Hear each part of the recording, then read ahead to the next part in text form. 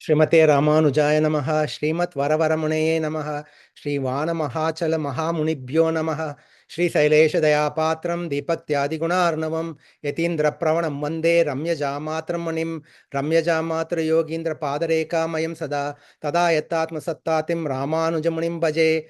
आङ्गीरसा पिते वर्षे रवेल वार्षिकसारिणी संजातं पूर्वपल्गुण्यां कलिजितं योगिनां भजे। श्रीमत् यतीन्द्रवरयोगी पदाब्जभृङ्गं श्रीवानशैलमुनिवर्यदयैकपात्रं विज्ञातवेदशिखरोद्भव तत्त्वबोध्यं रामानुजं कलिजितं मुनिमाश्रयामः। श्रीमत्षटार्यतिराजकृपावलम्बं सौम्योपयन्तु गगनाद्रिमुनीन्द्रभक्तं वेदान्तयुग्मविशदीकरणप्रवीणं रामानुजं यतिवरं गुरुमाश्रयामः।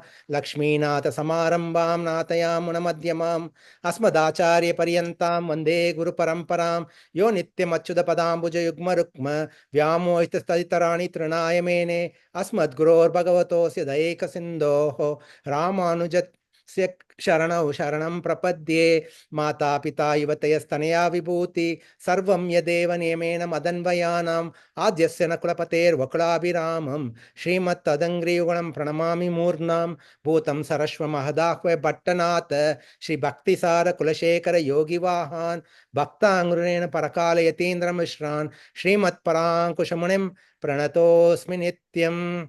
प्रिय स्वामिनि नमस्कारः। सर्वेषां सुस्वागतम्।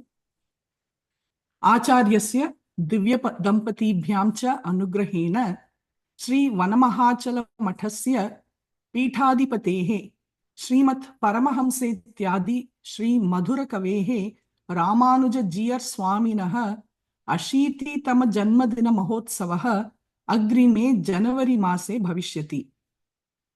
एतं शुभम अवसरं कीर्तयितुं श्री वनमहाचल मठस्य शिष्याः श्री रामानुजा PEAC संस्था द्वारा मासिक प्रवचन अभियानम् आयोजितवन्तः। Shri Ramanuja public educational and charitable trust USA इति सार्वलौकिक संस्था श्री वनमहाचल मठस्य एकः लघु अंशः अस्ति। तस्य कार्यकर्तारः आचार्य अनुग्रहेण बहूनि कैङ्कर्याणि पूरीकृतवन्तः। अधुना आचार्य संकल्प तृप्त्यर्थं भवतां साहाय्येन नूतन कार्यं कुर्वन्तः स्मः। जगत् प्रसिद्धं प्राचीनतमं श्री वनमहाचल मंदिरं तमिळ्नाडु राज्यस्य दक्षिणे कोणे तिरुनल्वेली नगर समीपे नांगुनेरी इति ग्रामे अस्ति। मंदिरस्य दिव्य रथः उप 500 वर्षीयः अस्ति। इतोपि 500 वर्षेभ्यः भवतु इति धिया तस्य नवीकरणं प्रचलति। सुवर्णलेपनम् अपि क्रमेण करणीयम्। प्रथमसोपानम् अधुना समाप्तितम्। अग्रे गन्तुं भवतां समर्थनं च उदार धनदानम् आवश्यकम्। कृपया श्रीरामानुजा.org इति जालपुटे इतोपि विवराणि पश्यन्तु। मासिक प्रवचन अभियाने फेब्रुवरी आरभ्य इदानीं पर्यन्तं 20 प्रवचनानि अभवन्। उत्तमैः श्रीवैष्णवपण्डितैः तमिळ् भाषायां, तेलुगु भाषायां, हिंदी भाषायां, आंग्ल भाषायां च उपदिष्टानि प्रवचनानि आनन्देन उत्साहेन च सर्वे अनुभूतवन्तः। अद्य कार्तिकमासस्य प्रवचनं प्रथमवारं संस्कृतेन शृणुमः। प्रवक्तारं श्री गोविंदराज कोदण्डराम महोदयं सादरं स्वागतीकरोमि। एतत् अस्माकं महत् सौभाग्यमेव। श्री गोविंदराज महोदयस्य जन्म मधुरवल्ली समेत व्यूहसुन्दर राज्ञः दिव्यक्षेत्रे मदुरै नगर्याम् अभवत्। सः श्री हरिलक्ष्मी समेत अनन्तपद्मनाभस्य दिव्यक्षेत्रे तिरुवनन्तपुरी नगर्यां वर्धितवान्। तन्त्रज्ञशास्त्रं सः वेदवल्ली समेत वेङ्कटकृष्णस्य दिव्यक्षेत्रे चेन्नै नगर्यां पठितवान्। सौभाग्यवशात् तस्य समाश्रयणं मुक्कूर् अळगिय सिंगर परमहंसेत्यादि श्रीवन् षटकोप श्री वेदान्तदेशिक यतीन्द्र महादेशिकेन कृतम्। तस्य भारसमर्पणमपि इदानीन्तन अळगिय सिङ्गर् हंसेत्यादि श्रीवन् षटकोप श्री रङ्गनाथ यतीन्द्र महादेशिकेन कृतम्। अमेरिका देशे पर्ड्यू महाविश्वविद्यालये 2002 तमे वर्षे सः संस्कृतभारती द्वारा संस्कृतपठनम् आरब्धवान्। संस्कृतभारत्याः त्यागशालिभिः शिक्षकैः प्रेरितः सः अपि अस्मान् संस्कृतं पाठयति। इण्डियाना राज्यस्य कोलम्बस् नगरस्य केन्द्रसंयोजकः अपि अस्ति। इदानीं श्री गोविन्दराज महोदयं कृपया आरम्भं करोतु इति प्रार्थयामि। बहवः धन्यवादाः।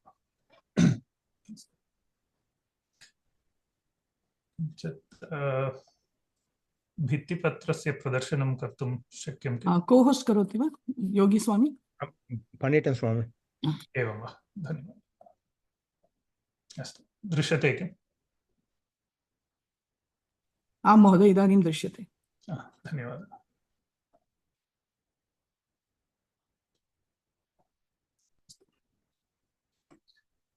अहोबिले गारुडशैलमध्ये कृपावशात् कल्पितसन्निधानं लक्ष्म्या समालिङ्गितवामभागं लक्ष्मीन्द्रसिंहं शरणं प्रपद्ये।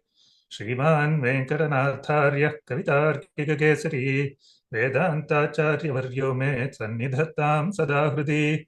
लक्ष्मीनाथसमारम्भान् नाथयामुनमध्यमाम् अस्मदाचार्यपर्यन्तां वन्दे गुरुपरम्पराम्। यो नित्यमच्युतपदाम्बुजयुग्मरुक्मव्यामोहतस्तदित्राणि तृणाय मेने अस्मद्गुरोर्भगवतोऽस्य दयैकसिन्धोः रामानुजस्य चरणौ शरणं प्रपद्ये। प्रपद्ये नरवद्यानां षद्याङ्गुणसम्पदां शरणं भवभीतानां षट्कोपमुनीश्वरम्।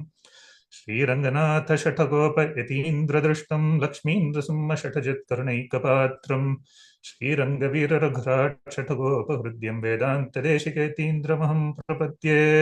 श्रीमते श्रीवंशटकोप श्री वेदान्तदेशिकेतीन्द्रमहादेशिकाय नमः।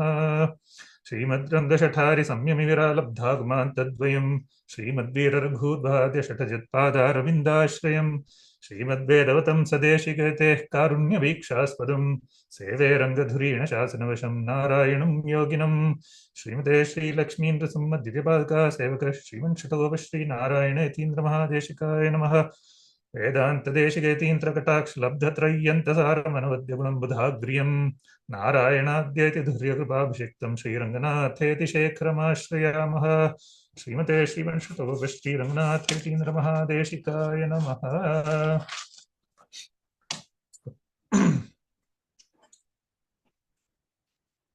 नमः सदसे। अद्यतन विषयः अस्ति आचार्यलक्षणम् इति। तदपि संस्कृतभाषाद्वारा एव भवतु इति अहं प्रार्थितः। अतः यत् किञ्चित् जानामि तद् संस्कृतेन एव बोधयितुं वक्तुं च प्रयत्नं करोमि। अत्र अद्य यत् मया उच्यते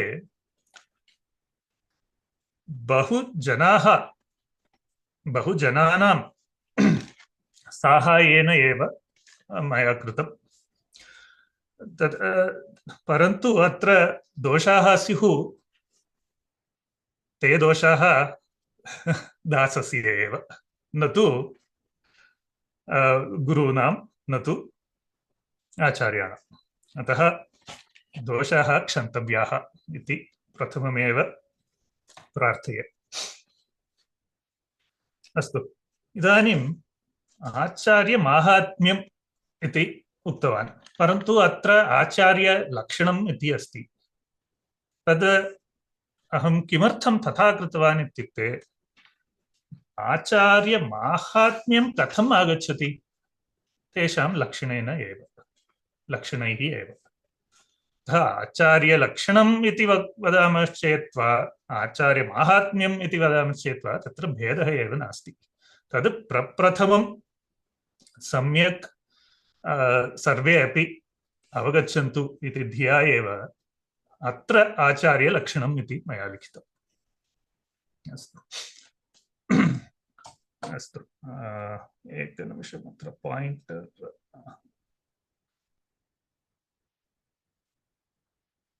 दृश्यते ननु?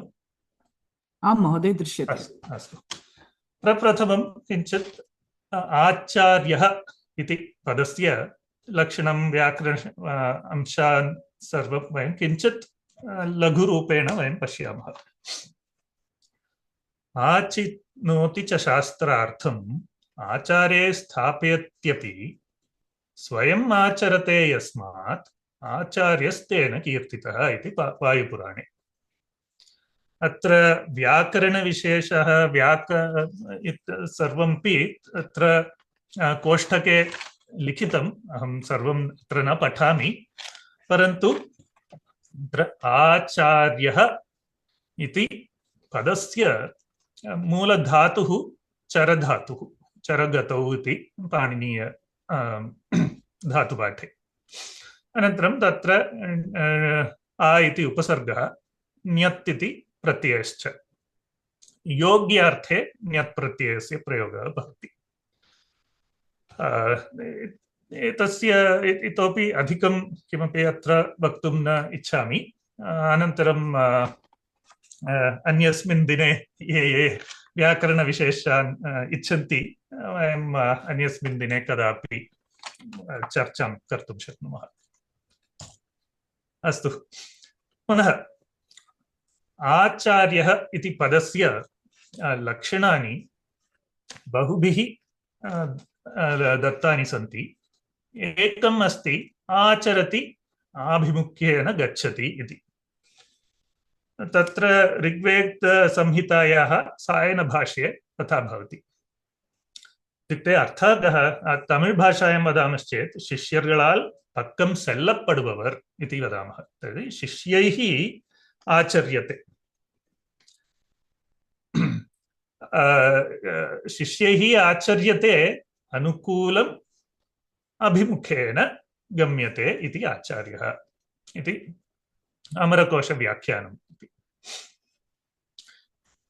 द्वितीयः अस्ति शिष्यैः आचरणीयः सेव्यः आचार्यः। तत्र पुनः अमरकोशव्याख्याने इत्युक्ते सः सेव्यः अस्ति आचार्यः। शिष्याः तस्य सेवां कुर्वन्तु, तं नमस्कुर्वन्तु इति। सः अपि आचार्यः। अनन्तरं मनुस्मृत्याम् आचारः परमो धर्मः इत्युक्ते तस्य आचार्यपुरुषस्य परमः धर्मः अस्ति यत् स्वयम् आचरते, अतः सः आचार्यः इति ज्ञायते। आचारः एव परमधर्मः तस्य। अनन्तरं निरुक्ते, यास्कनिरुक्ते किञ्चित् भिन्नरीत्या चरधातुतः न, परन्तु ची धातुतः, चिनोति इत्यस्ति ननु, ची धातुतः आचार्यस्य अर्थः प्रतिपादितः। आचार्यः शिष्येभ्यः आचारम् इत्युक्ते धर्मं ग्राहयति अथवा पाठयति इति अर्थः। अनन्तरं तत्र तेषु वेदेषु वा कुत्रापि शास्त्रेषु बहु उक्तम् अस्ति, परन्तु तेषु उचितान् अर्थान् सः चिनोति इत्यनेन सः आचार्यः। शिष्याणां बुद्धिमपि तस्मात् वर्धयति। उपनीयतु यः शिष्यं वेदम् अध्यापयेद्विजः सकल्पं सरहस्यं च तम् आचार्यं प्रचक्षते इति मनुस्मृतिः। अस्तु, अग्रे सरामः। अनन्तरम् आचार्य इति पदस्य वेदवाक्यं प्रथमं वयं चिनुमः। आचार्य देवो भव इति तैत्तिरीयोपनिषदि शिक्षावल्याम्। अत्र आचार्यः देवतुल्यः इत्यपि उक्तः अस्ति। वेदेषु तु बहुषु स्थानेषु आचार्यस्य विषये उक्तमस्ति एव, परन्तु प्रायः अतिप्रसिद्धः वाक्यः अस्ति अत्र आचार्य देवो भव इति। अनन्तरम् अडियेन् पेट्र नन्मये इति कृत्यामस्ति। अत्र मधुरकवि आழ்வார் कण्णिनिन् सिरुत्ताम्बु इति कृत्या अडियेन् पेट्र नन्मये इति वदति। तत्र नन्मै इत्युक्ते किं? सौभाग्यम्। अस्तु, आचार्यद्वारा देवदर्शनं प्राप्तिश्च अस्माकं भवति। अतः एव आचार्यः देवतुल्यः इति उक्तः। आचार्यः न केवलम् इहलोके अस्मान् बोधयति, परन्तु मोक्षप्राप्त्यै कारणभूतः भवति आचार्यः। इहलोके कथं व्यवहारः भवतु इत्यपि सः पाठयति, परन्तु न केवलम् इह लौकिकविषयाणां पाठनं करोति, परन्तु कथं वा मोक्षं प्रति गन्तुं शक्नुमः वयम् इत्यपि सः पाठयति। अस्माकं श्रीवैष्णवसम्प्रदाये तु सः साक्षात् मोक्षमेव ददाति इत्येव वयं वक्तुं शक्नुमः। भगवान् साक्षात् आगत्य अस्मान् परमपदं प्रति नयति किम्? नैव। तर्हि अत्र कस्य वा माहात्म्यम् अस्माभिः घोषणीयम् इति उक्ते तत्र मधुरकवि आழ்வார் वदति आचार्यस्य एव।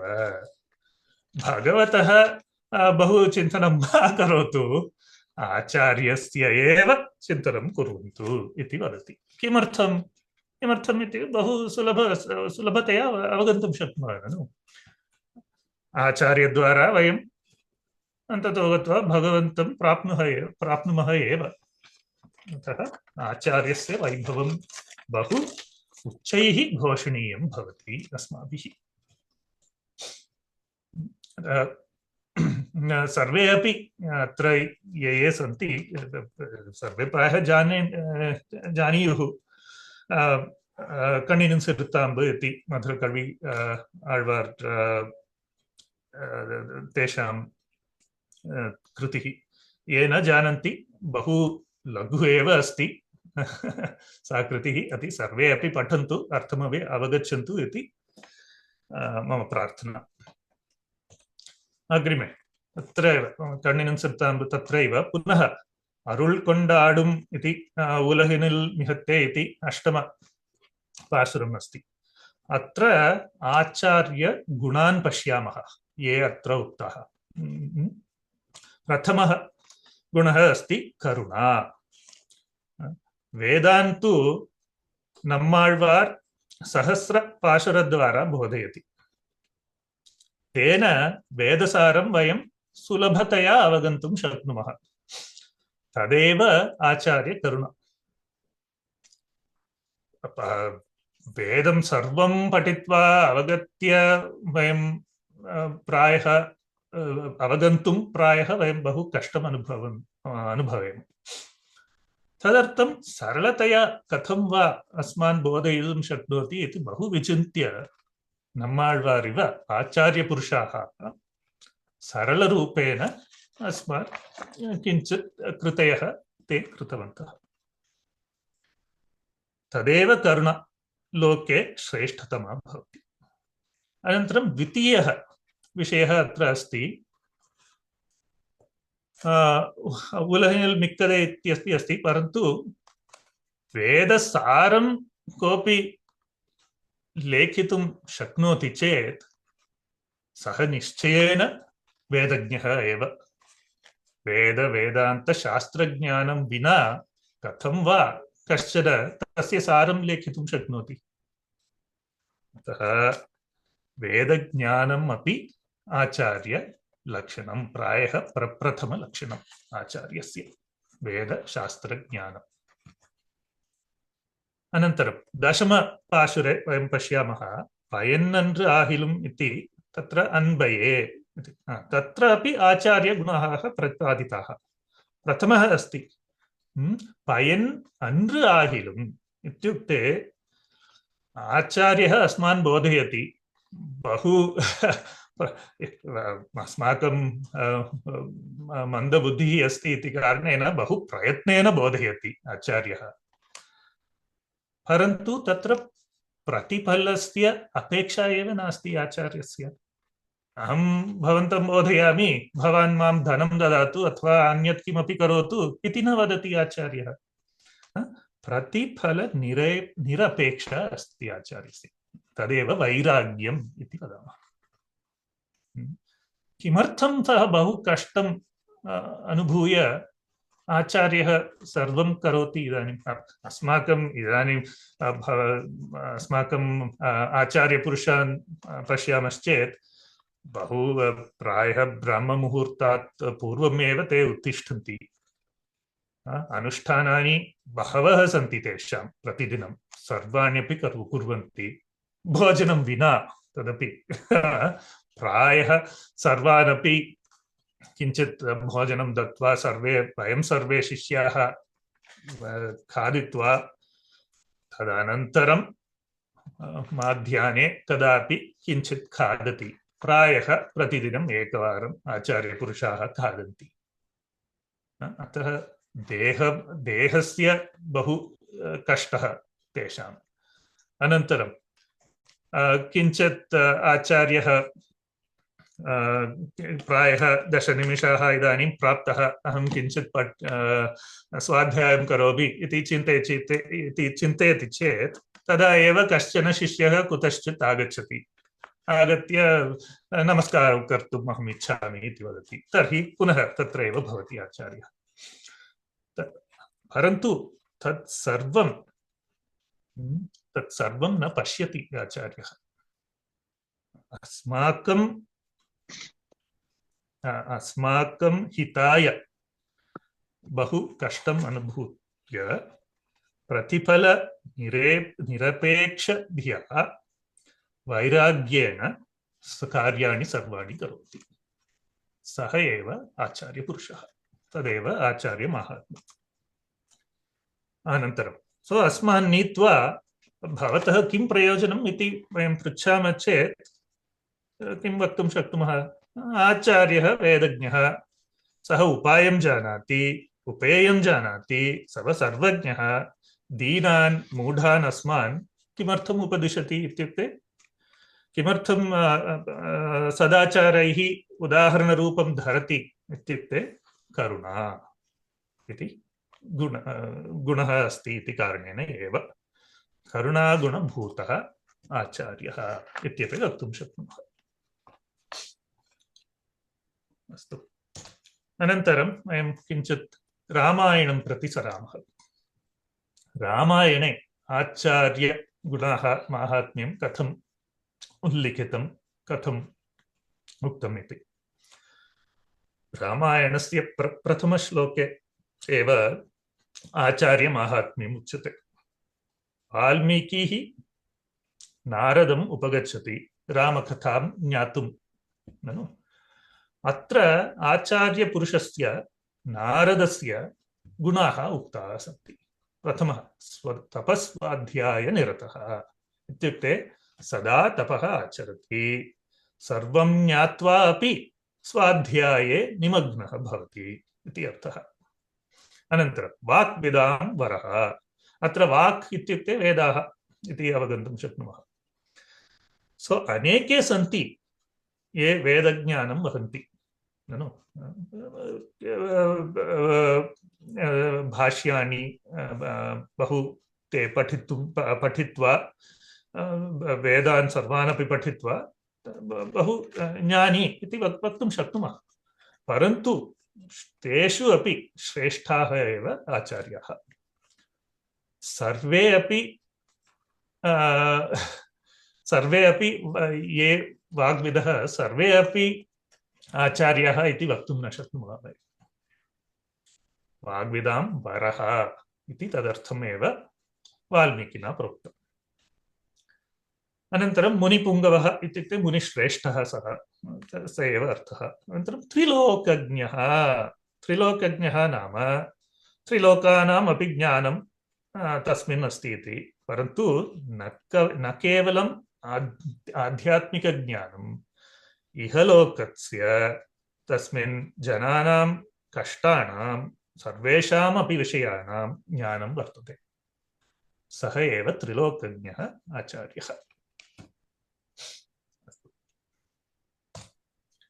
पुनः किष्किन्धः काण्डे प्रथमवारं यदा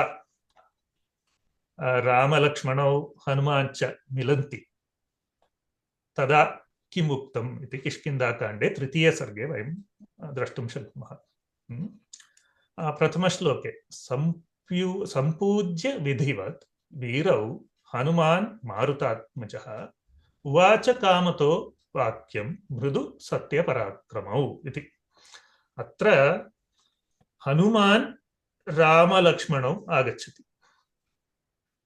तस्य मनसि किञ्चित् शङ्का अस्ति एव, ननु एतौ द्वौ कौ प्रथमवारम् अहम् एतौ पश्यामि, अत्र अस्मिन् वने किमर्थं तौ आगतवन्तौ इति। तौ प्रायः शत्रु न जानामि अहं, बहु सुलभतया किमपि अस्त्रं स्वीकृत्य सः इतः गच्छतु बहिः इति वक्तुं शक्नुयात्, परन्तु तथा न आचरितवान्। विधिवत् उपचारान् करोति, सम्पूज्य विधिवत् इति। अनन्तरं बहु कटुवाक्यैः किमपि न वदति, मृदुवाक्यैः वदति। वाक्यं मृदु, आचार्याः अपि तथैव भवन्ति, सर्वं विधिवत् कुर्वन्ति, मृदुवाक्यैः अस्मान् बोधयन्ति च। अनन्तरं रामः लक्ष्मणं प्रति वदति, एवमुक्त्वा तु हनुमांस्तौ वीरौ लक्ष्मणौ वाक्यज्ञौ वाक्यकुशलः किञ्चन इति। तत्र आचार्यः अपि वाक्यकुशलः, कं प्रति किं वक्तव्यं, कथं वक्तव्यं, किं न वक्तव्यं सर्वं जानाति सः। पुनश्च उवाच कदा वक्तव्यम् अस्ति, कदा नेति सुष्ठु जानाति सः। तदेव तत्र वाक्यज्ञौ वाक्यकुशलः किञ्चन इति। 24तमे श्लोके अस्ति तथा। अनन्तरश्लोकद्वयं पश्यामः। आचार्यः वाक्यज्ञः इति अस्ति। सो वाक्यज्ञः नाम कः? तमिळ् भाषायां सोल्लिन् सेल्वन् इति वदामः। सोल्लिन् सेल्वन् एव वाक्यज्ञः। अनन्तरं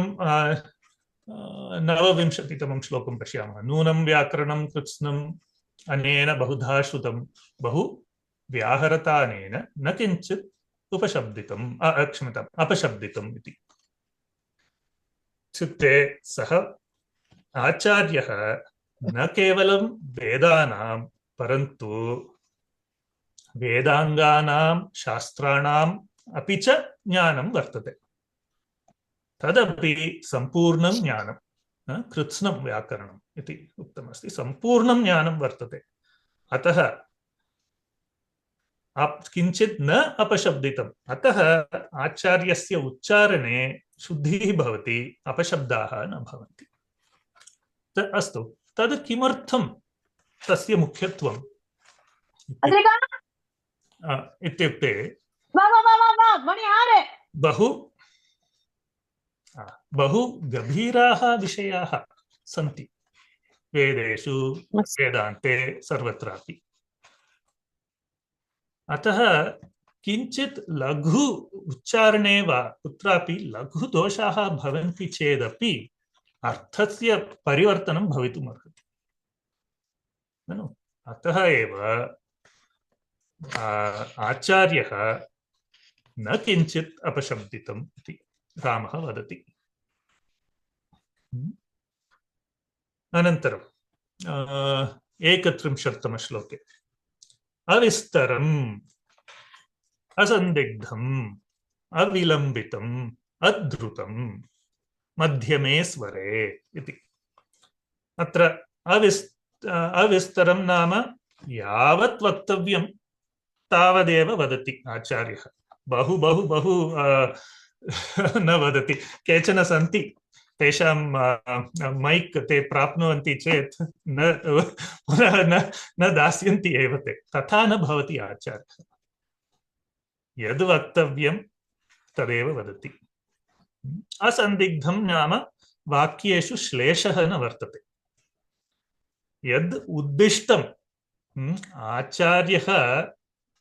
आचार्येण यत् उद्दिष्टं तदेव शिष्याः अपि अवगच्छन्ति, न तु अन्यरीत्या इति। अनन्तरम् अविलम्बितम् अद्रुतम् इत्युक्ते उचितवेगः भवति, येन शिष्याः सम्यक् अवगन्तुं शक्नुवन्ति।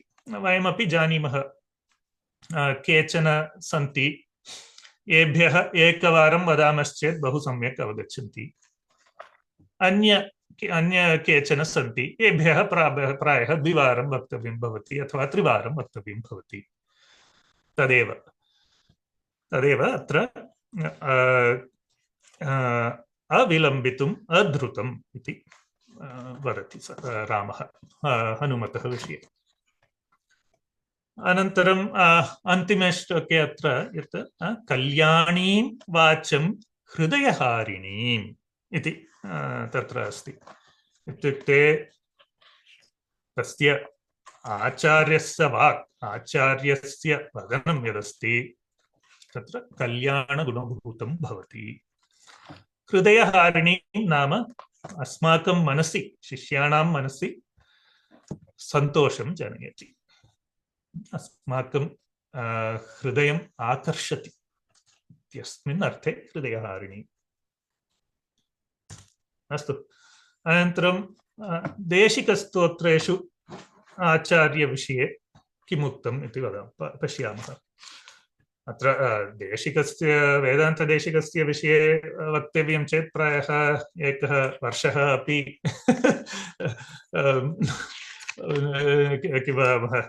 तस्मात् अधिकः समयः प्रायः आवश्यकः भवति। परन्तु तेषां कृतिषु न्यासत्रयी इति ख्याताः सन्ति। न्यासदशकं, न्यासविंशतिः, न्यासतिलकम् इति। प्रथम अत्र न्यासविंशतेः किञ्चित् श्लोकद्वयं वयं पश्यामः। अत्र अपि पश्यन्तु, न्यासदशकम् इत्युक्ते अत्र 10 श्लोकाः इति चिन्तयामः। न्यासविंशतिः तत्र 20 श्लोकान् स्वीकृत्य न्यासस्य विषये एव वदति। अनन्तरं न्यासतिलकम् इत्युक्ते इतोपि किञ्चित् विस्तृततया वदति। तदपि आचार्यस्य गुणः अस्ति ननु। पूर्वस्मिन् रामायण भित्तिपत्रे वयं दृष्टवन्तः, अविस्तरम् असन्दिग्धम् अविलम्बितम् अद्रुतं मध्यमे स्वरे इति। अत्र यद् अविस्तरं यावत् वक्तव्यं तावदेव वदति, तदेव अत्रापि। प्रायः एकस्मै शिष्याय न्यासदशकं पर्याप्तं, तेन एव बहु सम्यक् सः अवगच्छति। अन्यस्मै न्यासविंशतिः प्रायः पर्याप्तं, तृतीयस्मै न्यासतिलकम् आवश्यकं भवति ननु। तथैव तदपि आचार्यस्य कश्चन माहात्म्यम् अस्ति। यं प्रति यावत् वक्तव्यं भवति तावदेव वदति सः। अस्तु, अत्र प्रथमे श्लोके सिद्धं सत्सम्प्रदाये इति आरभ्य भवति। तत्र आचार्यस्य 14 गुणाः प्रतिपादिताः। प्रथमः गुणः सत्सम्प्रदाये सिद्धः इत्युक्ते अर्थः कः? लक्ष्मीनाथसमारम्भः नाथयामुनेत्यादिभ्यः आरभ्य अस्माकं गुरुपरम्परायां सः भवतु इति अर्थः। तदेव सत्सम्प्रदाये सिद्धः भवति आचार्यः। इत्युक्ते विशिष्य अस्माकं गुरुपरम्परायां भवतु इति अर्थः। अनन्तरं द्वितीयः गुणः अस्ति स्थिरधियम् इति। सः स्थिरधीः कुदृष्ट्यां कुमत्यां सति तस्य स्वमतदार्ढ्यं भवति। स्वमते दार्ढ्यं भवति, सः एव स्थिरधीः। अनन्तरम् अनघः। अनघः नाम आचार्यः पापरहितः भवति। अकृत्य अकरणादि रूप पापरहितन् इति वदति। अनन्तरं श्रोत्रियः। श्रोत्रियः नाम तस्य श्रुतिज्ञानम् अथवा वेदज्ञानम् भवति। श्रीभाष्यद्वारा वेदान्तज्ञानम् अपि भवति। अतः तस्य अन्यं नाम वर्तते श्रुतवेदान्तः इति। सः श्रोत्रियः। अनन्तरं पञ्चमगुणः ब्रह्मनिष्ठा। ब्रह्मनिष्ठा नाम न केवलं वेदान्तज्ञानम् अपितु अचञ्चल भगवद्भक्तिः वर्तते तस्य। प्रायः जनाः सन्ति ये वेदान् जानन्ति, सम्यक् वेदान्तमपि जानन्ति, परन्तु तेषां मनसि तत्र किञ्चित् सन्देहः भवति, एतत् सर्वं सत्यं वा इति। परन्तु आचार्यपुरुषस्य तथा न भवति। सम्पूर्णभक्तिः, परमविश्वासः भवति तेषाम्। षष्ठः सत्वस्थः इत्युक्ते सत्त्वगुणनिष्ठः इति। सत्यवचनं सत्यवाक् इति। तेनैव भूतहितं। सः सत्यवचनम् अस्ति चेदेव अस्माकं लोके हितं जनयितुं शक्नोति आचार्यः। अतः सः सत्यवाक् अस्ति। अनन्तरं समयनियतया साधुवृत्त्या समेतम् इति। इत्युक्ते समयोचित अनुष्ठानानि सः जानाति। उदाहरणतया अस्माकं सम्प्रदाये पञ्चकालप्रक्रिया रामानुजाचार्येण प्रतिपादिता। अभिगमनम्, उपाधानं, विद्याराधनं, स्वाध्यायः, योगः इति। तां पञ्चकालप्रक्रियां सः आचार्यः अनुसरति। तदेव अष्टमः गुणः। अनन्तरं नवमगुणः दम्भ असूयादिमुक्तः इत्युक्ते कपटगुणरहितः, ईर्ष्यारहितः इत्यादि। जितविषयिगणः इत्युक्ते अत्र इन्द्रियनिग्रहः तस्य सम्पूर्णतया भवति। अतः अकरणीयानि कार्याणि न करोति। अत्र वेदे अपि नो इतराणि इति वदामः तथैव। दीर्घबन्धुः इत्युक्ते अस्य लोकस्य विषयेषु मार्गदर्शकः। अनन्तरं दीर्घबन्धुः परमपदगमनपर्यन्तं सः बन्धुः भवति अस्माकं। न केवलम् अस्तु अद्य भवतः सुहृद् भवामि, श्वः वैरी भवामि इति न भवति सः। द्वादशः गुणः दयालुः इति। इत्युक्ते दयामूर्तिः निर्हेतुका भवति तस्य दया। दयायाः किमपि कारणम् एव नास्ति तस्य आचार्यस्य।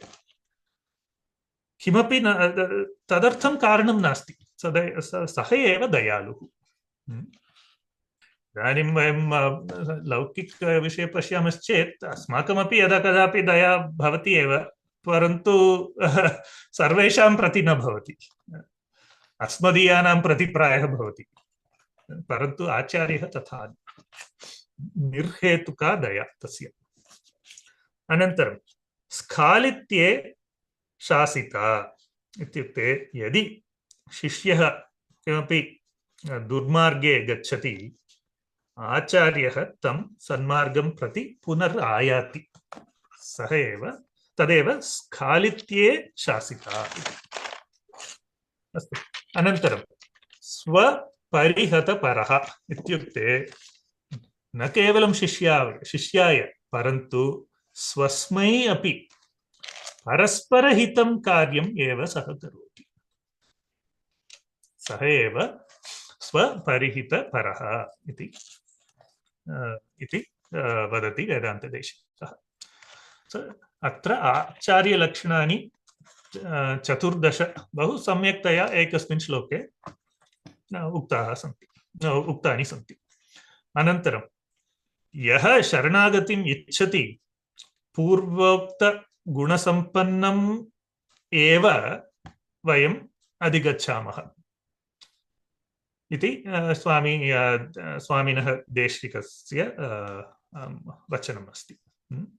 वयं शरणागतिम् इच्छामश्चेत् अत्र प्रथमश्लोके अत्र गुणसम्पन्नः प्रथमश्लोके उक्ताः गुणाः यस्मिन् सन्ति तम् एव वयम् अधिगच्छामः। सः एव अस्माकम् आचार्यः। अनन्तरं द्वितीयश्लोकं प्रति गच्छामः।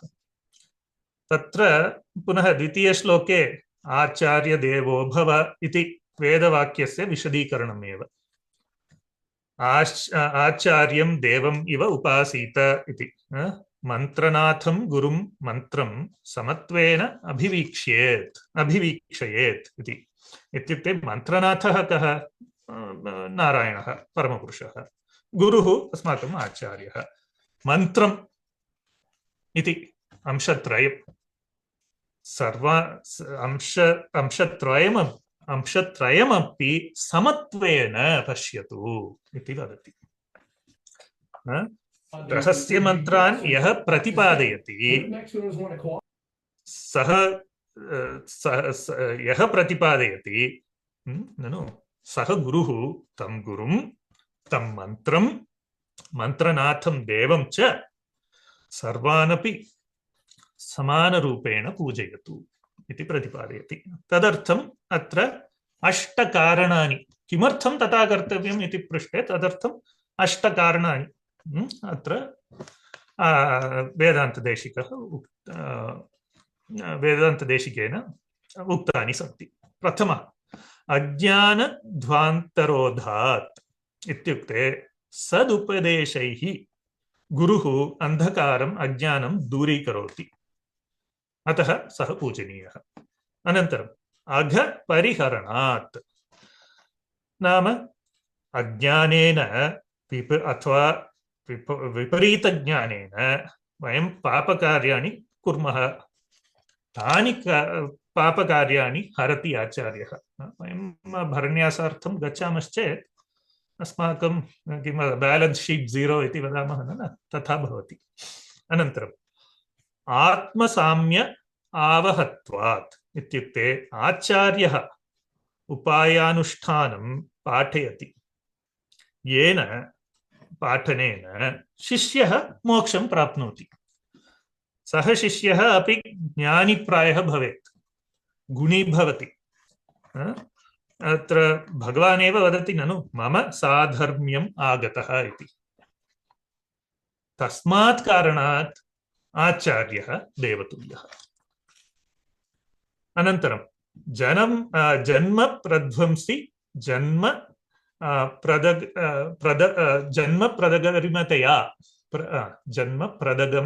प्रदगरिमतया क्षम्यताम्। आचार्यः भगवान् द्वौपि मुक्तिं प्राप्तुं साहाय्यं कुर्वन्ति। अतः आचार्यः अपि देवतुल्यः। दिव्यदृष्टिप्रभावात् भगवान् आचार्यश्च करुणाकटाक्षेण शिष्ये सत्वगुणान् वर्धयति। अतः एव शिष्यः सदाचार्यम् अधिगम्य शरणागतिं प्राप्नोति। देवकटाक्षं नास्ति चेत् वयम् आचार्यं प्रति गन्तुम् एव न शक्नुमः। शरणागतिप्राप्त्यार्थम् आचार्यस्य आवश्यकता अस्ति, परन्तु प्रथमसोपानमस्ति वयम् आचार्यं अस्माकम् आचार्य अभिगमनं, क्षम्यताम्, अधिगमनम्। आचार्यकटाक्षम् अथवा देवकटाक्षं नास्ति चेत् तदेव न सिद्ध्यति। तदर्थमेव आचार्यः अपि भगवत्समानः। अनन्तरं निष्प्रत्यूह नृशं स्यात्। सदाचार्यः भगवान् वा शिष्यस्य जातिं कुलं नीचत्वं वा न पश्यति। सर्वेभ्यः अपरिमिता दया प्रवाहः। अनन्तरं नियतरसतया तत्तु अस्माकं अत्र तमिळ् भाषायां सम्यक् वदामः ननु आरा अमुदम् इति। तदेव नियतरसता इत्युक्ते आचार्यः वा भवतु अथवा अस्माकं बालकृष्णः वा भवतु, तेषां सम्बन्धेन शिष्यः अत्यधिकम् आनन्दम् अनुभवति। तदेव नियतरसता इति। सः एव तदर्थमपि यथा कृष्णस्य भवति, भगवतः भवति, तथैव आचार्यस्य अपि भवति। तदर्थम् आचार्यः अपि पूजनीयः, देवतुल्यः। अनन्तरं नित्यशेषित्वयोगात् आचार्यस्य भगवतः च सम्बन्धः नित्यः भवति। भगवान् एव सर्वशेषी, नित्यशेषी। सम्बन्धे परिवर्तनं कदापि न भवति तेन सह। तथैव आचार्येण सह यः सम्बन्धः अस्माकं वर्तते सः अपि नित्यः। अतः आचार्यः साक्षात् देवः एव, नडमाडुं दैवम् इति तमिळ् भाषा। अस्तु, अग्रे। अनन्तरं वरमुनीनां मणवालमामुनिं विषये किञ्चिदेव वदामि, यतः मम ज्ञानं बहु परिमितम् एतस्मिन् विषये इति कारणेन। तेषामपि ग्रन्थाः बहवः। अत्र पुनः आचार्यलक्षणं यथा वेदान्तदेशिकस्य विषये उक्तः ननु, अत्र पश्यामश्चेत् देशिकस्य न्यासत्रयी इति वर्तते ननु। न्यासविषये अत्र कृतित्रयम् उक्तम्, इतोपि बहवः सन्ति। तथैव मामुनीनामपि बहवः, पुनः तदपि बहवः सन्ति एकस्मिन् विषयं स्वीकृत्य एव, तदपि आचार्यलक्षणम्। अनन्तरं प्रसाराय अष्टदिग्गजाः इति भवन्तः जानन्ति एव। तदपि आचार्यपुरुषाः एव कर्तुं शक्नुवन्ति। कञ्चित्वा आचार्यपुरुषत्वं दद्मः इति आचार्यः एव जानाति।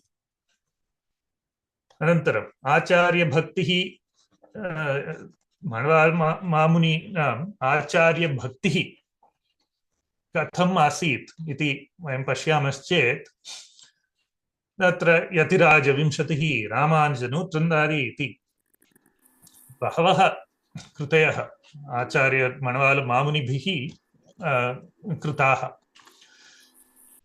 यत्र मामुनीनाम् आचार्यभक्तिः बहु सम्यक् आगच्छति, तथैव आचारद्वारा प्रतिपादनं तदपि आचार्यस्य गुणः वर्तते।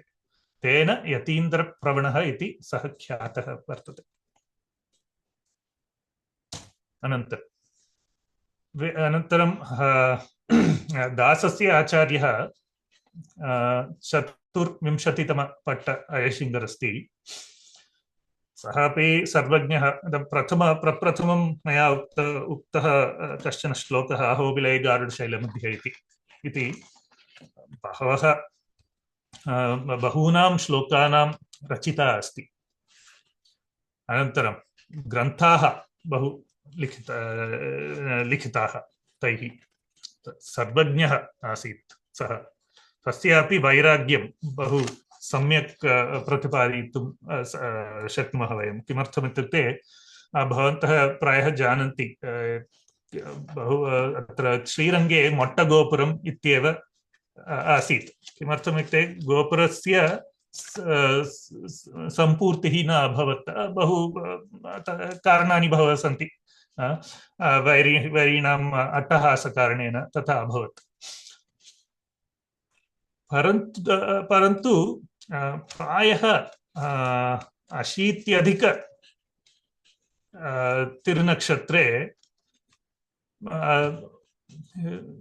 वेदान्तदेशिकयतीन्द्रमहादेशिकानां स्वप्ने रङ्गनाथः साक्षात् आगत्य कृपया गोपुरस्य निर्माणं पूरीकरोतु इति आदिष्टवान्। तद् 80 वर्षात् परं तं कार्यं स्वीकृत्य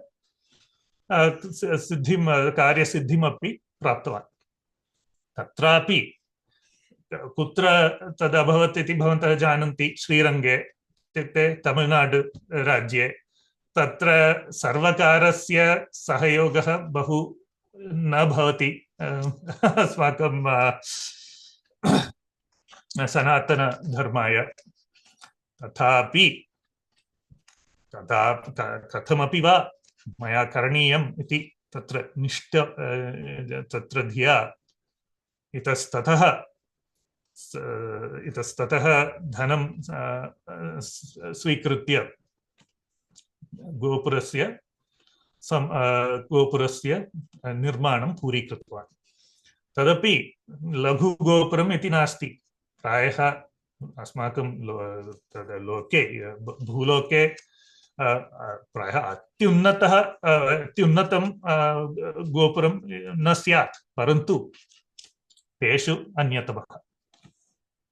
क्षम्यतां, तेषु अन्यतमम् एतत् गोपुरम्। तदनन्तरं तत्र सर्वकारेण अनन्तरं तत्र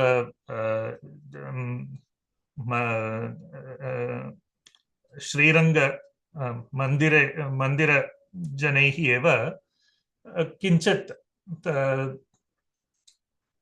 आचार्यस्य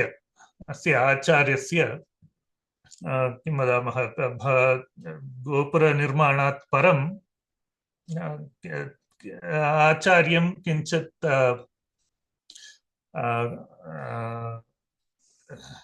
किं वदामः, बहुमानम् इति चिन्तयामः। बहुमानं कर्तुं ते इष्टवन्तः। तदा आचार्यः उक्तवान् न आवश्यकम् इति। तत्र वैराग्यं पश्यन्तु। बहुमानम् इत्युक्ते किं, प्रायः तत्र किमपि वस्त्रं ददति अथवा फलानि ददति तदेव खलु। यते किं दातुं शक्नुमः वयं, तदेव दातुं शक्नुमः। फलं वा मालहारं वा वस्त्रं वा किमपि। तदपि न आवश्यकं, बहुमानं न आवश्यकम् इति सः वैराग्यभूतः आसीत्। अत्र पश्यतु, आचार्यलक्षणं तदेव। अनन्तरं अत्र मधुरकवि रामानुजयति विषये किञ्चिदेव अहं वक्तुं शक्नोमि। यद् वानमामलै मठस्य वेब्सैट् जालपुटात् उद्धृतः। नियतरसता इति वयं पूर्वमेव दृष्टवन्तः ननु, कथं भगवत्कैङ्कर्यद्वारा। अत्र पश्यन्तु, तत्र यत् प्रिया बालकृष्ण महोदय एव अपि उक्तं प्रप्रथमम्। अत्र रथस्यार्थं बहु कैङ्कर्यकार्याणि कुर्वन्तः सन्ति आचार्याः। अनन्तरं धर्माचरणं, तदपि आचार्यगुणः। शिक्षणं, पाठशालानिर्माणं, गोशालानिर्माणम् इत्यादिभिः। बहु वयं वक्तुं शक्नुमः, परन्तु अत्र समयस्य अभावः, मम ज्ञानस्यापि अभावः। अनन्तरम् अन्तिमे एकमेव वक्तुम् इच्छामि गोदायाः विषये। किमर्थम् इत्युक्ते गोदां विना किमपि वयं सम्पूर्णता न भवति इति कारणेन। अनन्तरम् आचार्यमाहात्म्यम् अनन्तम् अपरिमितम् इति द्रष्टुं वयं गोदां प्रति एव गन्तव्यं भवति। किमर्थं? न केवलं गोदा अस्मान् शिष्यान् बोधयति, सा भगवते अपि तस्य कर्तव्यं वक्तुम् एव अवतीर्तवती इति पराशरभट्टः वदति। न केवलम् अस्मान् बोधयति, भगवन्तम् अपि बोधयति इति पराशरभट्टः। तदेव नीलातुङ्क इति तनियन् श्लोके अध्यापयन्ती इति तदर्थमेव तत्र पराशरभट्टेन तस्य पदस्य प्रयोगः कृतः इति उक्त्वा किञ्चित् अहं विरमामि। अत्र कृतज्ञताम् अहं श्रीरामानुज PAC जनेभ्यः दातुम् इच्छामि। अनन्तरं डॉक्टर हेमा राजगोपालन् इति प्रवक्त्री, सा बहु विषयान् मां प्रतिपादितवती। कुतः कस्य विषयस्य चयनं सम्यक् भवति इति प्रतिपादितवती। धन्यवादः। अस्तु, तदेव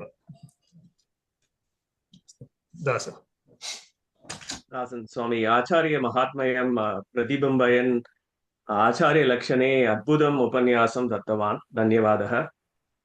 तन्निनं सिरुत्ताम्ब श्रीरामायणं देशिकश्रोत्रं च श्लोकानाम् उपयोगम् आचार्य लक्षणस्य स्पष्टं व्याख्यानं भवतः कृतम्। धन्यवादः। Now I'll just want to add just in English. As Mahodaya, as Swami and Priya Bhagini explained, through Acharya Sankalpam, we are working with your support on the ongoing Tangater Golden Chariot project. Swami just talked about it. The project is happening at Vanamamalai Temple, which involves renovating the divine temple chariot, which is several hundred years old, so that it can actually last for another several hundred years. We are actually renovating all the other vahanas there. Now the focus is on the temple chariot. With your support, the first phase of the project is close to be funded, and we need more funding for the next two phases. As explained, please you can actually go to sriramanuja.org and learn more about the Kaingariam, and if possible, do your best and spread the message. With that, I wanted to actually open, Dhanyavada Swami, I want to open for questions and answers before we conclude. Any questions to Swami?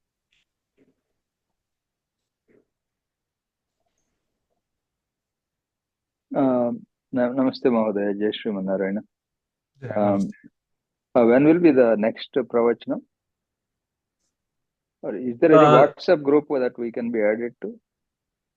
Yes, Swami. When you registered, you must have been registered to Sri Vanamamalai Math Upanyasam WhatsApp group. So we send a message. If you haven't registered, please go to the website sriramanuja.org. Click the register button with your email, and you will automatically be added to the WhatsApp group. Dhanyavada. Dhanyavada.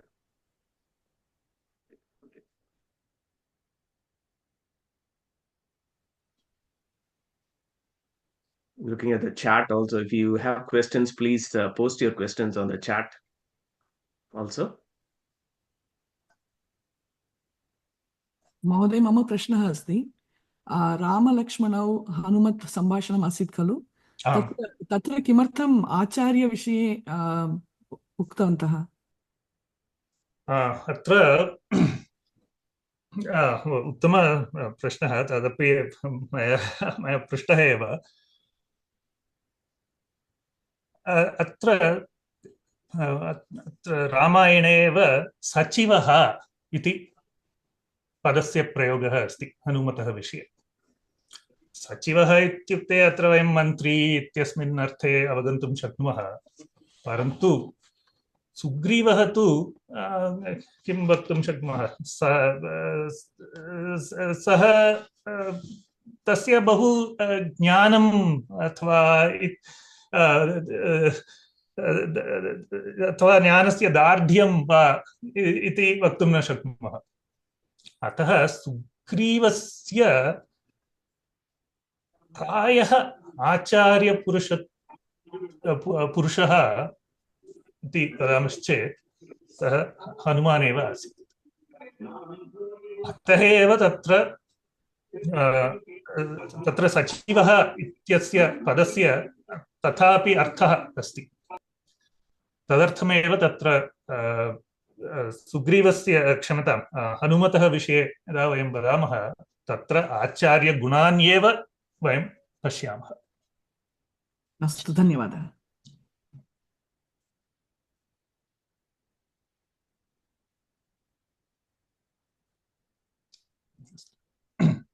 Any other questions? If not,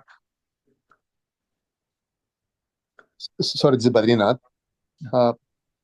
Thing is, like, I mean, I'm learning Sanskrit, just learning. Okay, so I'm just wondering, is there any way maybe next time we can translate kind of a thing in English, because we're just learning. We're still in P. I mean, I'm learning. I'm joining Priya's this class and other classes, just P2 kind of a thing, at very early stages. So it's very interesting what you're explaining in Sanskrit. I mean, it's great that we need to learn, you listen to it, but I think, I don't know. I mean, I was wondering. I know this is Sanskrit session. I get that, but I'm just wondering if we can. Right?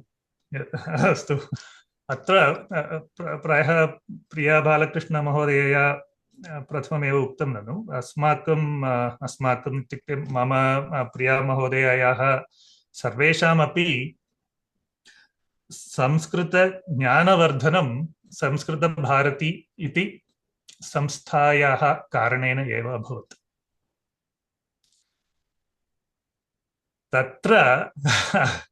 तत्र अस्माकं तत्र संस्कृतभारती संस्थायाः दृढविश्वासः अस्ति संस्कृतं संस्कृतेन एव इति। अतः एव वयं यावत् शक्यं अन्यासां भाषाणां साहाय्यं न स्वीकुर्मः प्रतिपादने। अत्र सत्यमेव अत्र तमिळ् भाषायाः प्रयोगः यदा कदापि मया कृतं, परन्तु वयम् उभयवेदान्तिनः इति कारणेन तथा कर्तव्यम् अस्ति मम। अस्तु, ननु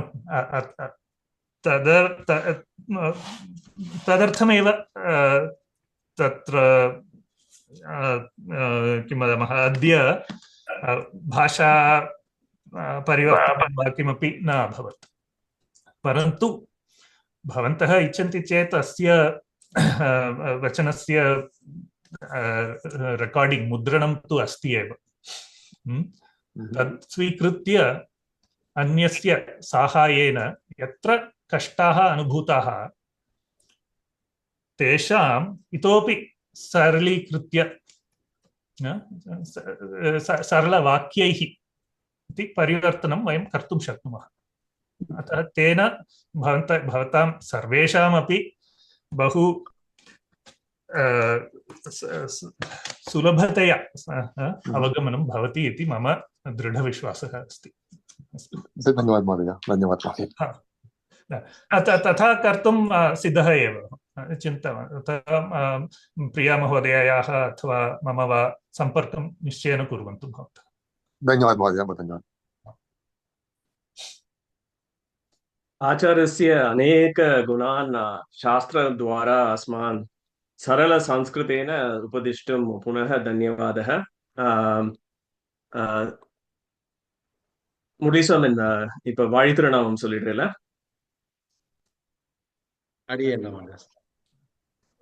Just what we are going to do now is, it's customary for us to finish off any event like this with something called as Vadi Tirunamam, wherein we chant the Taniyans of our Acharya Guru Parampara as well as the corresponding Vadi Tirunamam in Tamil.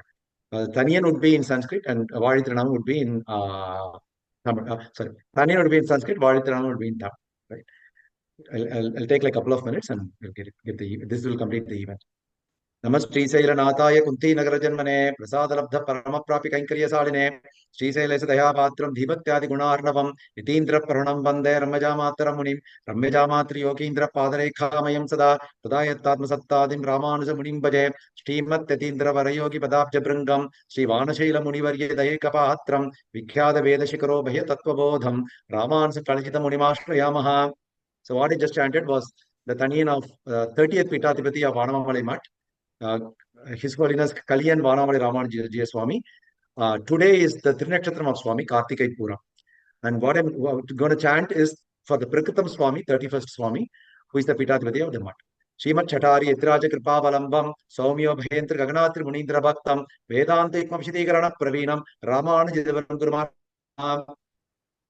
திருவாய் மடிப்பிள்ளை மாதகவால் வாடும் மணவாள மாமுனிவன் வாழிவன் மாறன் திருவாய் மொழிப்பொருளை மாநிலத்தோ தேர்மொழி உரைக்கும் சேர் செய்யலாமரை தாழினை வாழிய சிறைவாழ் திருநாபி வாழிய துயமார்பும் பெருநோலும் வாழிய சுந்தர திருத்தோழினை வாழிய கையுமேந்திய முக்கோலும் வாழிய கருடமங்கே கண்ணினை வாழிய பொய்யில்லாத மணவாள மாமுனி குந்தி வாழி புகழ் வாழி வாழிய அடியார்கள் வாழ அரங்க நகர் வாழ ஷடகோபன் தந்த மிழ்நூல் கடல் சூழ்ந்த மண்ணுலகம் வாழ மணவாள மாமுனியை நூறநோத்தாண்டிரம் திருந்த மணத்தாள்கள் வாழிய சிறந்த செந்துவராடையும் வாழிய திருவந்திக்கு முக்கோலம் வாழிய கடம்புயத்தில் சங்காழி வாழிய மருகண்ட மணவாள யோகியே வாழ்த்தி வாய்ந்தருள் வாய்மலர் வாழிய கரணமேவும் ராமானுசமணி கனகமொழி கலந்தோழி வாழிய வாழி ராமானுசி மண் மாமலத்தால் வாழிவன் கரணைமானோக்கம் வாழிய எந்த மணவாள மணி இந்திரளால் மாரணிசை சென்னவள் தேர்ந்துரைக்கும் சேர் சீர்திகளும் அங்கனக சிறக்க வந்தோன் வாழியே கார்த்திகள் பூரத்தில் உதித்த வள்ளல் வாழிய பார்வுகளும் பாடியத்தை பரிந்துரைப்போன் வாழிய பன்மொழி தன்மறை பகரவல்லோன் வாழிய எராசடிய துமவன் வாழிய ராமானுஷன் தாளினி அடைந்தோன் வாழிய பார்வுகளும் பட்டபிரானர்களுடையோன் வாழிய எம் கலின் அடிகள் அணித்தூடி வாழிய வாழில கண்ணி மாமனின் மண்கடல்கள் வாழி வரப்பையும் முக்கோலம் வாழிய எந்த பட்டபிரான் பாங்கருளால் மாறன்தான் செந்தமிழ் தென்துரைக்கும் சேர் அணியாரும் அங்கே நகர்வதரித்தோன் வாழிய அருட்தேவநாயகன் நடுதழுவோன் வாழிய பணிவுடனே திருவரங்கன் சிவ செய்வோன் வாழிய பார்வுகளும் ராமானுஷி மணிபதத்தோன் வாழிய எனக்கவுடன் களி நருளைத்த பிரான் வாழிய எழில்மார்களை உத்திராடம் விளங்க வந்தோன் வாழிய மணங்கமிழ் பதின்மர்கள் மகிழ்ந்துரைப்போன் வாழிய மதுரை மலர்ப்பதங்கள் மகிழ்ந்தினது வாழிய ஆர்வலும் வரமங்கை திருத்தலத்தோன் வாழிய பக்குவாய் வைணவத்தின் வழிவளர்ந்தோன் வாழிய சீர்மிகு நல்ல அலுட்டான செமலிவன் வாழிய சீடர்களின் பக்த நெறி சேர்க்க வல்லோன் வாழிய பார்களில் உத்திராடத் அவதரித்தோன் வாழிய மங்களமே எந்நாளும் தழைக்க வந்தோன் வாழிய மங்களமே எந்நாளும் தழைக்க வந்தோன் வாழிய ஏறாரும் ராமானுசன் களின் வழி கோலோச்சும் எம் மதுரகவி இணையடிகள் அணி தூளி வாழிய வாழி மதுரகவி மாமுனி நன்கடல்கள் வாழியம் முக்கோம் வரபுயமும் வாழிய சீர்களின் அருளால் மாறன் மதுரவை தேர்ந்தவள் இடுரைக்கும் சேர் ஆழ்வார் எம்பெருமானார் ஜீய திருவிடிகளே சரணம் ஜீய திருவிடிகளே சரணம் ஆண்டாள் நகமன்னார் எம்பெருமானார் ஜீய திருவிடிகளே சரணம் ஜீய திருவிடிகளே சரணம். அடியேன் ராமானுஜதாசன். Ramanujadatsan Soman. धन्यवाद. Kanyasri Soman.